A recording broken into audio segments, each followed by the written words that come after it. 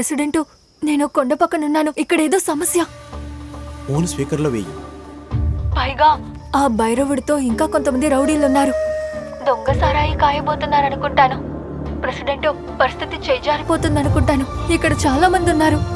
పిల్లలు వెళ్లే దారిలో చేస్తున్నారు. ప్రెసిడెంట్, మీరు వెంటనే ఏదో ఒకటి చేయాలి. పొగ వచ్చింది చూడు. ఎందుకు మీరేం మాట్లాడట్లేదు? ఆలోచించడానికి సమయం లేదు. మనమందరం కలిసి ఏదో ఒకటి చేయాలి. President, hello. మీరెందుకు ఇదిలా భయపడుతున్నారు?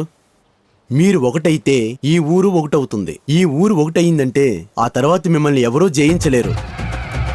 ఏ భైరవ వల్ల అవ్వదు.